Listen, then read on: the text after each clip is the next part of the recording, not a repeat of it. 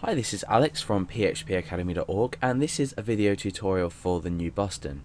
Now in this video tutorial and the video tutorials that are going to come after this in this short server series are talking about a predefined variable in PHP called $_server. Now you may have seen this before if you've dealt with PHP before. Server is a predefined set of environmental information, and it allows you to let's just go back to our it allows you to access certain information about the page, the user, requests that have been sent, for example. So in this video we're going to be looking at the file name and how it can be useful to us. Now, how do we go about doing this? So I've already shown you the variable name, which is $_server. So it's much like things like $_post and $_session. So if you're learning PHP for the first time, you're probably starting to see some kind of resemblance to with all these. So what do we do if we want to echo out or display to the user the current file name of the PHP script that we're on? Now, you wouldn't necessarily in everyday applications want to do this because, you know, the user can already see the file name. We're working with index.php at the moment. We've got this error because we haven't specified anything, but yeah, we can already see the script name. So why would we want to do this?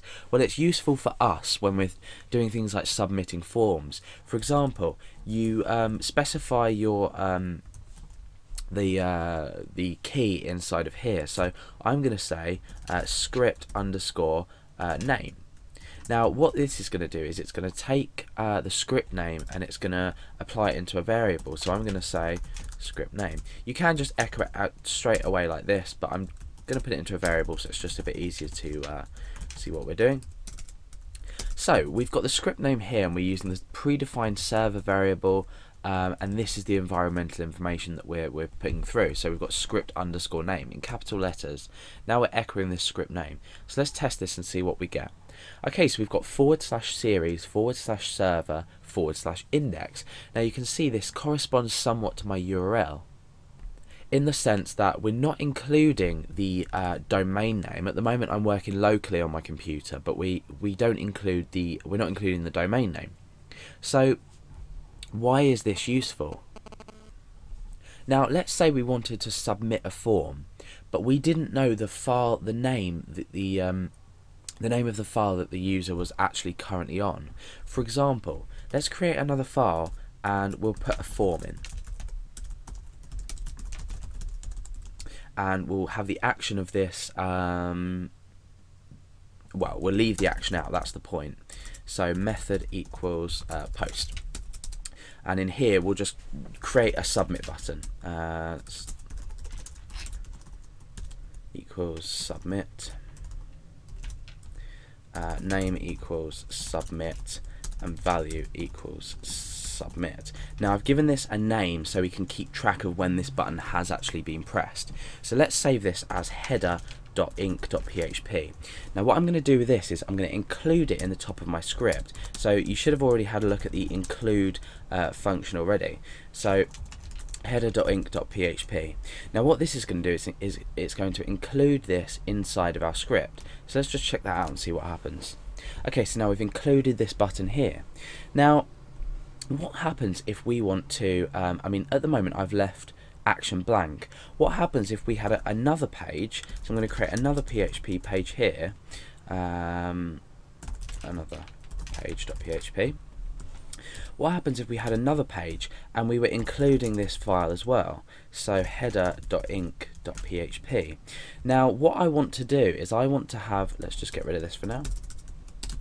I want to submit this this form, but I want the action to be updated depending on what page I'm on.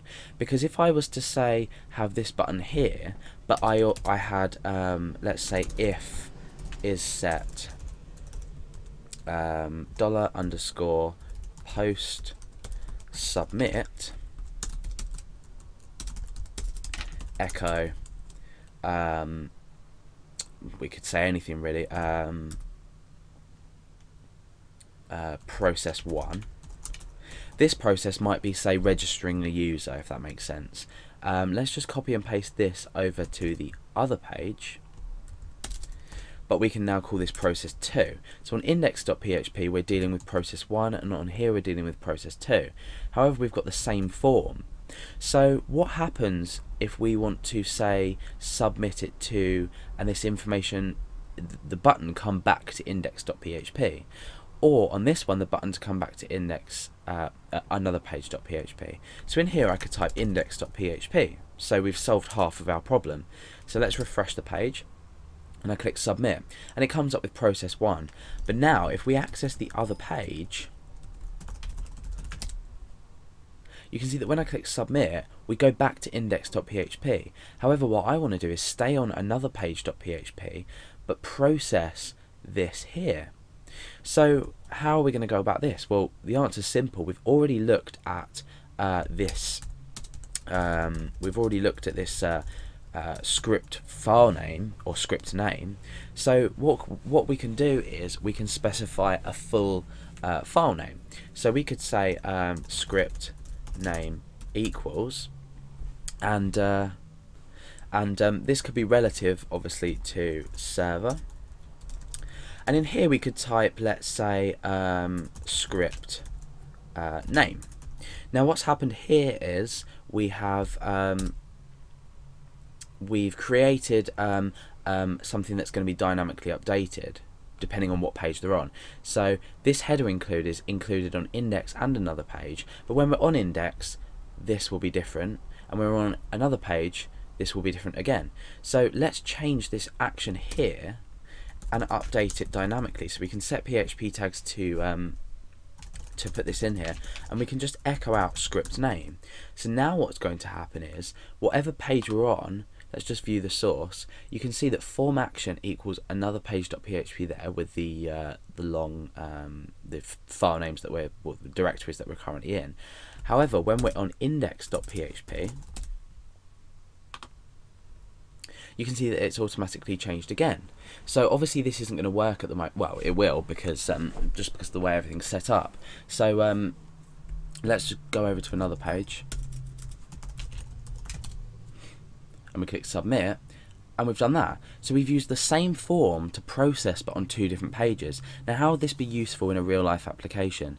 Now let's say this submit button had a form field which was username and password, and you wanted to log your users in but keep them on the same page as they are.